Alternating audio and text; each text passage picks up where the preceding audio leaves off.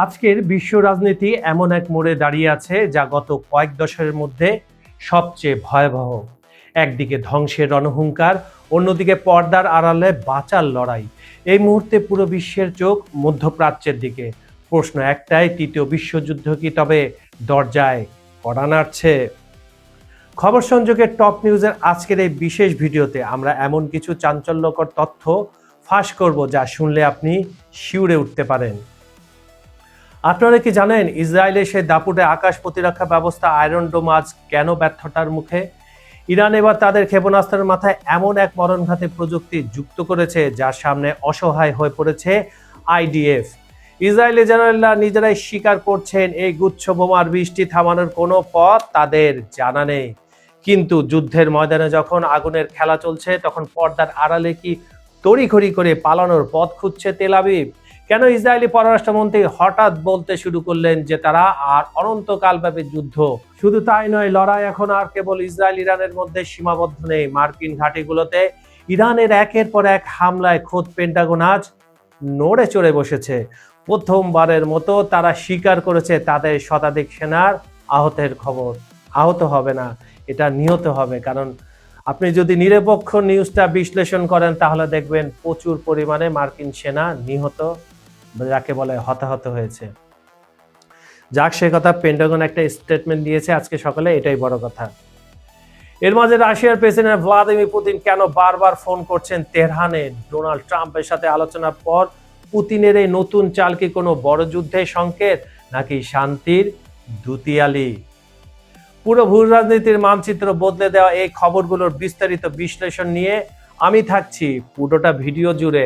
যারা আন্তর্জাতিক রাজনীতির গাঢ় রহস্য এবং ক্ষমতার পালাবদল বুঝতে চান, আজকের ভিডিওটি তাদের জন্য অবধারিত। শেষ পর্যন্ত সাথে থাকুন, কারণ প্রতিটি তথ্যই আজ অত্যন্ত গুরুত্বপূর্ণ।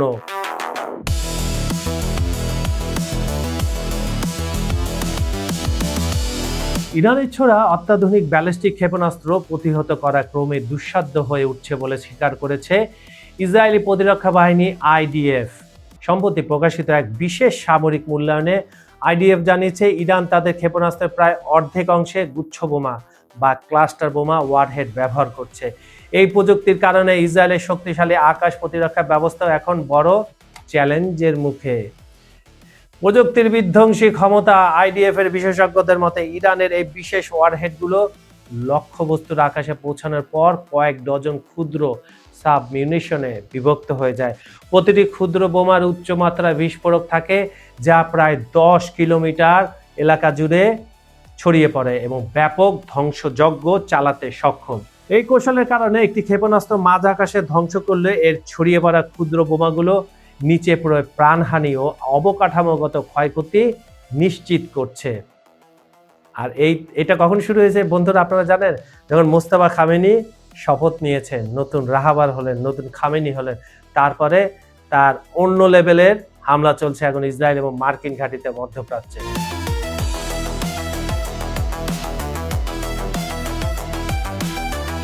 ইরানের নতুন সর্বোচ্চ নেতা আয়াতুল্লাহ মুস্তাফা খামেনির নেতৃত্বে তেহরানে বিধ্বংসী হামলার মুখে চাপে পড়েছে ইসরায়েল। দফায় দফায় ক্ষেপণাস্ত্র হামলার প্রেক্ষাপটে এবার সংঘাত থেকে উত্তরণের পথ খুঁজছে তেল আবিব।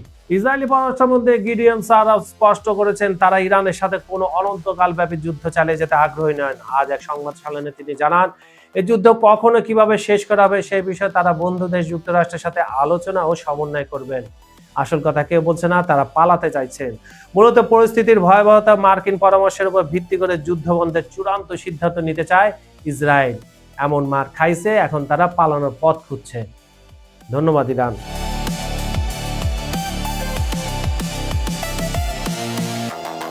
মধ্য ইসরায়েলের একটি নির্মাণাধীন এলাকায় এ ধরনের ক্লাস্টার বোমার আঘাতে অন্তত 2 জন নিহত হয়েছেন। এখানে কয়েকজন নিহত হয়েছে, 2 জন তো মাত্র। আসলে মৃতের সংখ্যা প্রচুর বলে ধারণা করা হচ্ছে। ইসরায়েলি বরাবরই নিজেদের হতাহতের সংখ্যা কমিয়ে বলে। ইসরায়েলি সামরিক কর্মকর্তারা সতর্ক করেছেন কোনো প্রতিরক্ষা ব্যবস্থায় পুরোপুরি নিশ্ছিদ্র নয়। ইরান বর্তমানে সংখ্যায় কম কিন্তু বিধ্বংসী ক্ষমতা সম্পন্ন ক্ষেপণাস্ত্র ব্যবহার করে সর্বোচ্চ ক্ষয়ক্ষতি করার কৌশল নিয়েছে। কেবল সামরিক স্থাপনা নয়, বরং জনবসতিপূর্ণ এলাকা এবং গুরুত্বপূর্ণ অবকাঠামোকেও তেহরান লক্ষ্যবস্তু করছে বলে দাবি করেছে আইডিএফ এর হোম ফ্রন্ট কমান্ড। তোমরা এখন বলছো যে তোমাদের আবাসিক এলাকায় ইরান হামলা করছে, আর তোমরা 28 তারিখে শুরুটা কিভাবে করছিলা? একটা ইরানের বাচ্চাদের কিন্ডারগার্টেন স্কুলে মেয়েরা সেখানে পড়তো, ছোট ছোট বাচ্চারা পড়তো, সেখানে তোমরা একবার না দুইবার বোম মারাইছো মার্কিন যুক্তরাষ্ট্র দিয়ে, টমাহক ক্ষেপণাস্ত্র দিয়ে। এগুলো দেখে তো মার্কিন যুক্তরাষ্ট্রের যে 81তম ব্যাচের যে মেরিন সেনাবাহিনী আছে তারা তো আর যুদ্ধ করতে যাচ্ছে না, তারা এখন বিদ্রোহের পথে নামছে। তোমাদের পাতা ফাঁদে তোমরা পড়ছো। নিজেদের বেলায় ওটা আবাসিক এলাকার, অন্যের বেলায় ওটা যুদ্ধক্ষেত্র, বুঝাইতে আসো তোমরা। ইসরায়েল ও মার্কিন ঘাঁটিতে ইরানের ভয়াবহ ক্ষেপণাস্ত্র হামলা।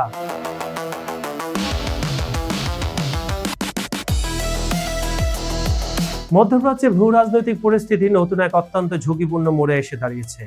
ইরান সেনাবাহিনীর শক্তিশালী ইউনিট দাবি করেছে তারা ইসরায়েলের গুরুত্বপূর্ণ শহর এবং এই অঞ্চলে অবস্থিত মার্কিন সামরিক লক্ষ্যবস্তুগুলোতে 37তম মানে 37তম দফার এক সমন্বিত শক্তিশালী হামলা চালিয়েছে। দীর্ঘ 3 ঘন্টারও বেশি সময় ধরে চলা অভিযানে ইরান তাদের অত্যাধুনিক প্রযুক্তি সুপার হেভি খোররামশার ক্ষেপণাস্ত্র ব্যবহার করেছে, যা কয়েক স্তরের প্রতিরক্ষা ব্যবস্থা ভেদ করতে সক্ষম হয়। আমি আপনাদের ইতিপূর্বে বলেছিলাম একটি ভিডিওতে, ধরেন এটা খোররামশাহ ইরান থেকে যাচ্ছে, এটা যখন যাচ্ছে তখন কয়েকটা লেয়ার বাঁধা, ধরেন এই 1 স্টেপ 2 স্টেপ 3 স্টেপ এভাবে 8-10টা স্টেপ পার হয়ে যখন ইসরায়েলে ঢুকে, ইসরায়েলের আবার 3-4 ধরনের সোকল কি প্রতিরক্ষা ব্যবস্থা আছে, ওইগুলোকে ফাঁকি দিয়ে একদম পিন পয়েন্টে বুম।